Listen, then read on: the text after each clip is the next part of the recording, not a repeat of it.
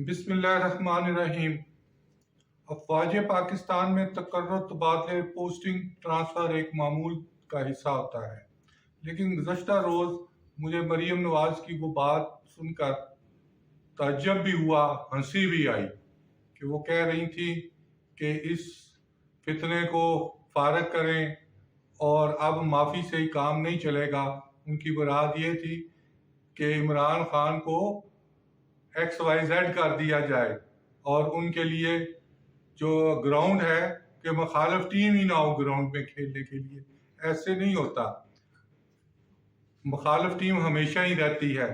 चंद रोज़ के बाद अप्रैल में जनरल नुमान जो NDU के सरबराह हैं वो रिटायर होंगे और उसके बाद तोपची आमिर साहब रिटायर होंगे सितंबर में। इसी तरह फ्रंटियर फोर्स के चिराग हैदर रिटायर होंगे। उसके बाद सितंबर में ISI के चीफ नदीम अंजम रिटायर होंगे और जो जिनका तल्लक पंजाब से है, पंजाब रेजिमेंट से। और इसी तरह खालिद ज़िया भी पंजाब रेजिमेंट वाले 8 पंजाब के, 25 पंजाब के और 4 FF और फील्ड रेजिमेंट अटरली के, इसी तरह 16 बलूच के या 22 बलूच के नुमान साहब भी रिटायर हो जाएंगे। और आने वाले 4-5 माह में आर्मी चीफ को 6 से 7 3 स्टार जनरल बनाने होंगे, लेकिन एक तो 3 स्टार अभी बनेगा।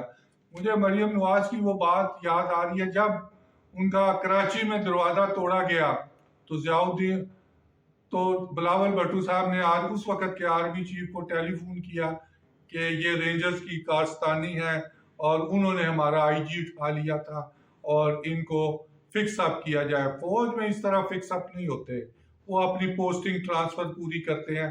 लेकिन कमाल खूबसूरती से उमर दुरानी को भिजवा दिया गया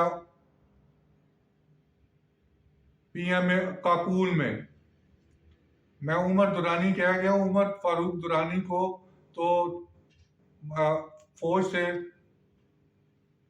जबरन इस्तीफा लिया गया था क्योंकि वो इशफाक नदीम के मेंबर थे, VOCGS 1 थे, फिर मंगला की कोर के कमांडर थे। उनको PO अफवाह में ट्रांसफर किया गया और जनरल बाजवा साहब ने उनसे इस्तीफा ले लिया। इसी तरह फ्रंटियर फोर्स के जनरल रिजवान से भी इस्तीफा लिया, आर्मर्ड कोरियन डोगर से भी उन्होंने इस्तीफा लिया। ये एक लंबी दास्तान है जो फिर कभी मैं अपने वीलॉग में बताऊंगा कि इस्तीफे लिए क्यों गए थे। लेकिन कम टू द पॉइंट, क्योंकि मैंने उमर फारूक दुरानी का नाम ले लिया, वो उमर बुखारी हैं, तो दुरानी और बुखारी को कंपैरिजन करने के लिए मैंने कहा कि ये भी मैं अपने कायरीन को बता दूं कि उमर फारूक दुरानी से क्या हुआ था। तो उन्होंने PMA काकूल में उनको ट्रांसफर कर दिया।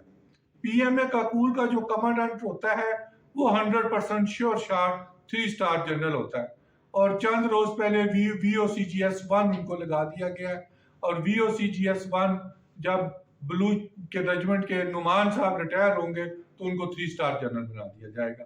तो मेरी बात कहने की ये थी, एक दफा जनरल सुबह की गाड़ी को पुलिस वालों ने उठा लिया और मीडिया पे बहुत चलाया और मीडिया पे चलाने के बाद उस वक्त के आर्मी चीफ, शायद उस वक्त परवेज मुशर्रफ साहब थे या जनरल कियानी थे, मेरा मुशर्रफ साहब थे, तो उन्होंने उनको वहां से डिव कमांड से पोस्ट आउट करके VOCGS 1 लगा दिया और वो उनके साथ काम करते रहे।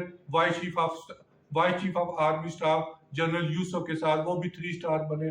3 स्टार के बाद वो मतलब रिटायर हुए, मुल्तान की कोर कमांड की, फिर PO अब्बास से वो रिटायर हुए। इसी तरह मरियम नवाज शरीफ साहबा को ये पता होना चाहिए कि जब उनका दरवाजा तोड़ा गया था, बिलावल भट्टू की कहने पे IG को उन्होंने कहा था वो वाह कर लिया, उस वक्त के DG रेंजर जो आजकल VOCGS 1 है, और उनको प्रमोट होने के लिए PMA काकूल का कमांडेंट तैनात कर दिया गया था। बहरहाल ये एक माजी की बातें हैं।